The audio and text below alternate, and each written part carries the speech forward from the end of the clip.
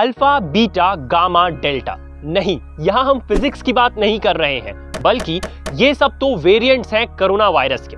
Delta variant जो कि पिछले साल सबसे पहले इंडिया में ही पाया गया था, आज वो दुनिया भर के 85 डिफरेंट कंट्रीज में फैल चुका है।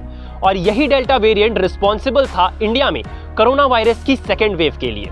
और अब इसी डेल्टा वेरिएंट का एक नया म्यूटेंट सामने आ रहा है, जो है डेल्टा प्लस वेरिएंट। और बहुत सारे एक्सपर्ट्स का ये मानना है कि अगर समय रहते इस डेल्टा प्लस वेरिएंट को नहीं कंट्रोल किया गया तो ये एक रीजन हो सकता है इंडिया में थर्ड कोरोना वेव के लिए। अगर देश के लोग चूके तो अगले 6 से 8 हफ्तों में कोरोना की तीसरी लहर देश में दस्तक दे सकती है। ये चेतावनी दिल्ली एम्स के निदेशक डॉक्टर रणदीप गुलेरिया ने कोरोना के वेरिएंट डेल्टा प्लस ने धीरे-धीरे देश में अपने संक्रमण का दायरा बढ़ाना शुरू कर दिया है। महाराष्ट्र से शुरू हुआ डेल्टा प्लस का संक्रमण मध्य प्रदेश और राजस्थान के रास्ते अब दिल्ली तक पहुंच गया। मंत्रालय ने कोरोना के डेल्टा प्लस वेरिएंट को अब वेरिएंट ऑफ कंसर्न मान लिया। कोरोना के डेल्टा प्लस वेरिएंट को लेकर सरकार अब एक्शन में आ चुकी है। दरअसल डेल्टा प्लस वेरिएंट के लिए testing, tracking, delta plus variant को लेकर आज की सबसे बड़ी खबर है, देश में डेल्टा प्लस वेरिएंट का डेल्टा वेरिएंट को लेकर हर कोई परेशान है। भारत में अब तक डेल्टा प्लस वेरिएंट के लगभग 50 केसेस सामने आ चुके हैं। आप चाहें तो इन्हें सिर्फ 50 केसेस भी कह सकते हैं, क्योंकि 50 एक बहुत छोटा आंकड़ा है। लेकिन ये 50 केसेस का 50 से 5000, 5000 से 50000 और 50000 से 50 लाख होंगे, ये कोई नहीं कह सकता। भारत में डेल्टा प्लस वेरिएंट का सबसे पहला केस अप्रैल में सामने आया था। डेल्टा प्लस वेरिएंट के केसेस अब तक महाराष्ट्र, केरला और मध्य प्रदेश में पाए गए हैं, जिसमें अकेले महाराष्ट्र में कम से कम 16 से ज्यादा डेल्टा प्लस वेरिएंट के केसेस पाए गए। डेल्टा प्लस वेरिएंट का सबसे पहला केस यूरोप में अप्रैल के महीने में पाया गया था, लेकिन लोगों का ध्यान इस पर जून तक आया। भारत के अलावा ऐसे और 10 देश हैं जहां पर डेल्टा प्लस वेरिएंट के केसेस सामने आए हैं, जैसे ब्रिटेन में 36 केसेस, कनाडा में 1 केस, जापान में 15 केसेस, नेपाल में 3 केसेस, पोलैंड में 9 केसेस, पुर्तगाल में 22 केसेस, रशिया में 1 केस, स्विट्जरलैंड में 18 केसेस, टर्की में 1 केस और यूनाइटेड स्टेट्स में सबसे ज्यादा 83 केसेस सामने आ चुके हैं डेल्टा प्लस वेरिएंट के।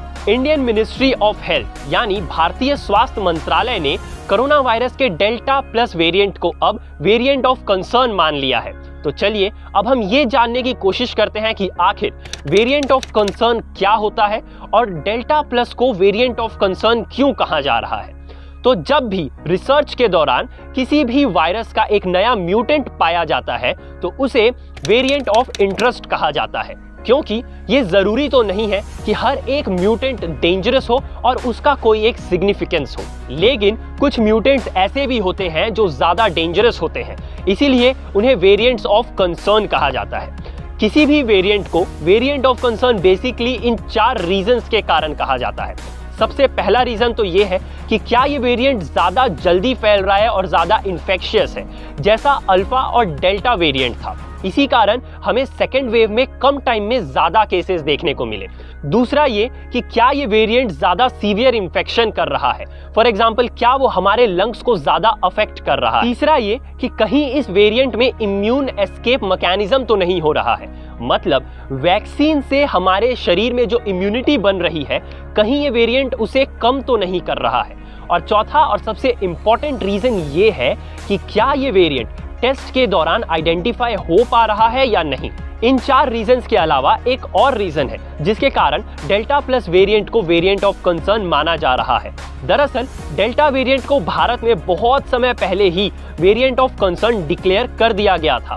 अब क्योंकि डेल्टा प्लस वेरिएंट एक म्यूटेंट है डेल्टा वेरिएंट का ही, इसीलिए उसे भी वेरिएंट ऑफ कंसर्न माना जा रहा है। अब आप सबके मन में ये सवाल भी उठ सकता है कि जो मौजूदा वैक्सीन है यानी कोवैक्सीन और कोविशील्ड, क्या ये डेल्टा प्लस वेरिएंट के खिलाफ भी उतनी ही असरदार है।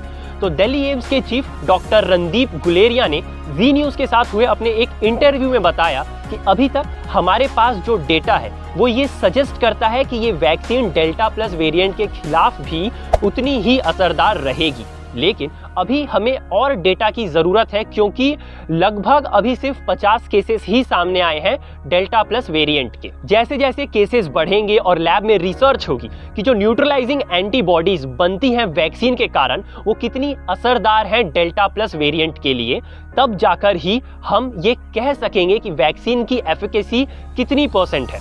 कम हुई है या बढ़ी है। लेकिन कुछ लोगों का ये भी मानना है कि वैक्सीन की एफिकेसी कुछ % जरूर कम होगी, लेकिन वो फिर भी असरदार रहेगा। कितनी कम होगी वो तो रिसर्च के बाद ही पता चलेगा। भारत में डेल्टा प्लस वेरिएंट के लगभग 50 केसेस सामने आ चुके हैं और अगर हम बात करें पूरी दुनिया की तो लगभग कुछ 200 केसेस।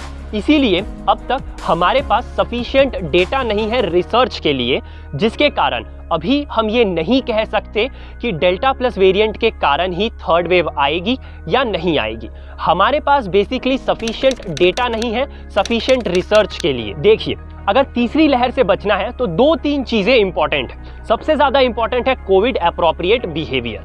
चाहे कोई भी वेरिएंट हो, डेल्टा हो, गामा हो, बीटा हो या अल्फा हो, अगर हम 2 गज की दूरी बनाए रखेंगे, हम सब मास्क लगाए रखेंगे, रेगुलर हाथ धोएंगे, बेवजह भीड़ नहीं इकट्ठी होने देंगे, तो हम किसी भी वेरिएंट को बढ़ने से रोक पाएंगे और केसेस कम हो पाएंगे। इसके साथ साथ सर्विलेंस भी जरूरी है। सरकार जगह जगह पर टेस्टिंग करे और ये पता करे कि कहीं वहां पर कोई नया वेरिएंट तो नहीं सामने आ रहा है। अगर कोई नया वेरिएंट सामने आया भी है तो क्या उसके केसेस तो नहीं बढ़ रहे हैं, और अगर केसेस भी बढ़ रहे हैं तो वहां पर पॉजिटिविटी रेट कितना है। इन सब के हिसाब से गवर्नमेंट चाहे तो वहां पर मिनी लॉकडाउन लगा सकती है, वैक्सीनेशन को फास्ट कर सकती है। जितने ज़्यादा से ज़्यादा लोग वैक्सीनेटेड होंगे उतनी ही ज़्यादा प्रोटेक्शन होगी और उतना ही ज़्यादा हम थर्ड वेव के इफेक्ट को कम कर पाएंगे। तो दोस्तों, ये वीडियो यहीं ख़त्म होती है। अगर आपको ये वीडियो थोड़ी सी भी नॉलेजेबल या यूजफुल लगी हो तो इस वीडियो को शेयर करें अपने दोस्तों के साथ। अगर आप इस चैनल पर नए हैं तो आप इस चैनल को सब्सक्राइब भी कर सकते हैं, इस वीडियो को लाइक कर सकते हैं, और अगर आप ये वीडियो इंस्टाग्राम पर देख रहे हैं तो मुझे फॉलो करना ना भूलें।